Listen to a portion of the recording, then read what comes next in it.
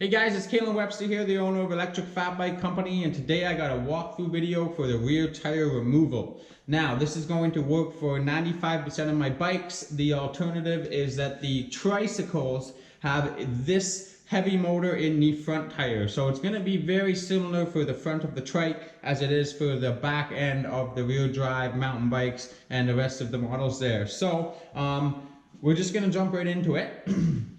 I would recommend starting with your bike upside down. One of the reasons for that is because we're lifting this heavier motor out is a lot easier than dropping it out and having to lift it back in. Lifting it back in is a bit of a pain with all the excess weight, so I prefer to lift the weight out and then drop the weight back in, vice versa. So when you do flip it upside down, I have my display, my computer screen. I loosened that bolt off and I moved that upside down.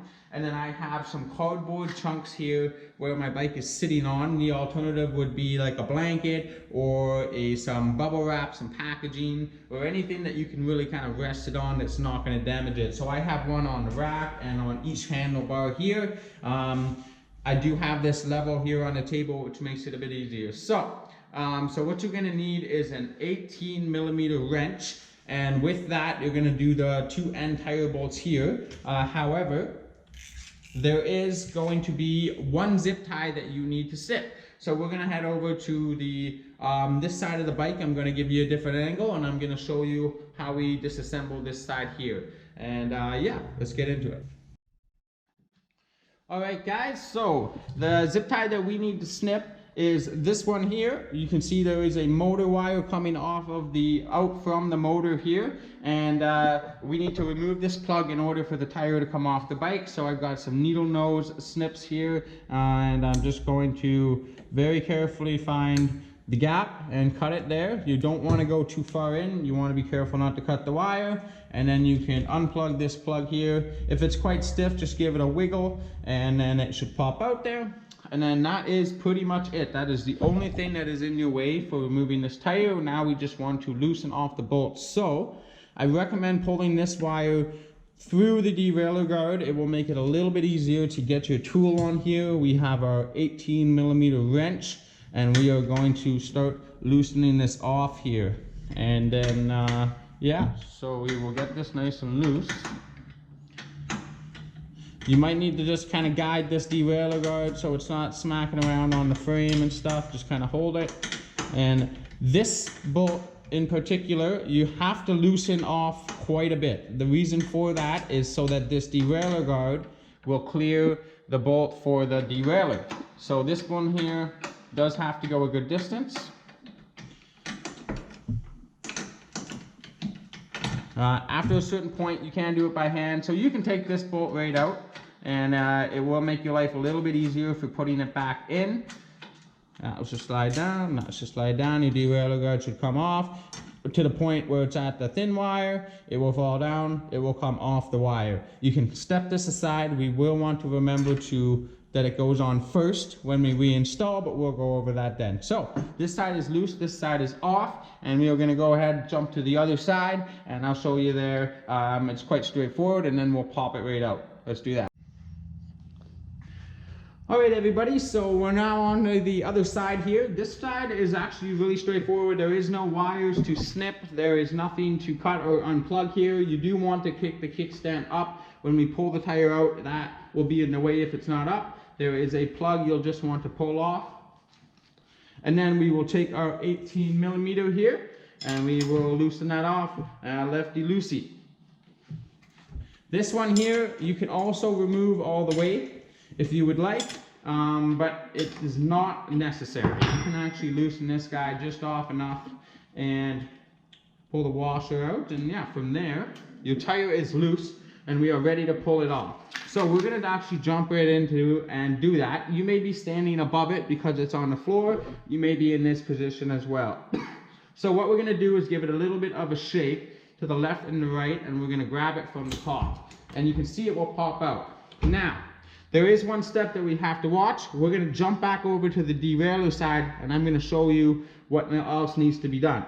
Okay guys, we're back on this side here, and we're ready to pop it off. Everything is loose. The only thing in our way is this derailleur here. As you can see, when we lift it, it's kind of fighting that. So if you go high enough, what I like to do is pull that derailleur back, and then you need to pull the chain around just a bit and then pull that wire through, and then that tire will remove. So now our tire is removed. You can go ahead and you can do any sort of work you need, change the tire tube, change all those things. You can always give this a good wipe. At this time, you can get access to your brake pads and your caliper really quite easy there. It's all right there. So whenever you say you remove it to repair a flat tire, it's always a good time to give these things a wipe and to service them while they are available to do so. We're now going to actually just jump right back in and reinstall this tire. And we're going to look here. So one of the things that we need to make sure of is that there is a washer on the inside of the frame on the tire.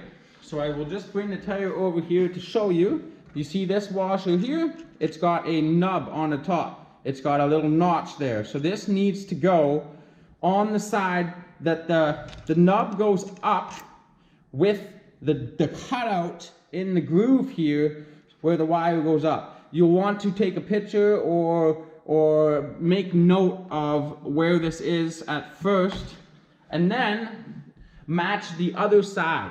So the notch on the other side as well has to be pointing the same direction up. That notch is going to sit in the gap of there. So the whole bolt will go in, and then the notch will be at the top. So we're just gonna make sure that that is ready to go.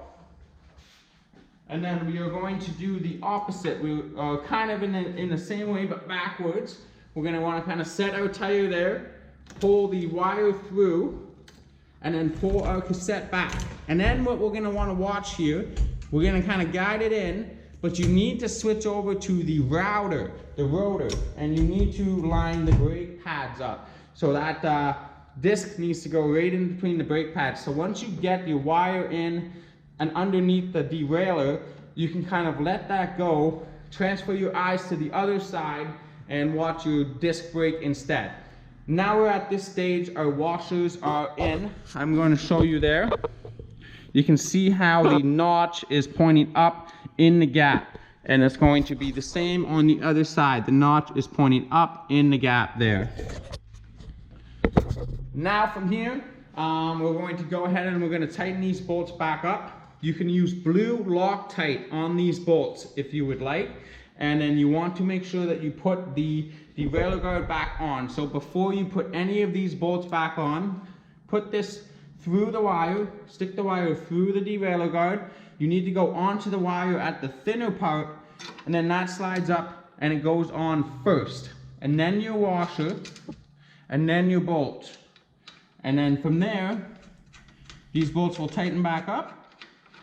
And again, you can put your blue Loctite on before you tighten these bolts up, and your wire will go back through the derailleur guard.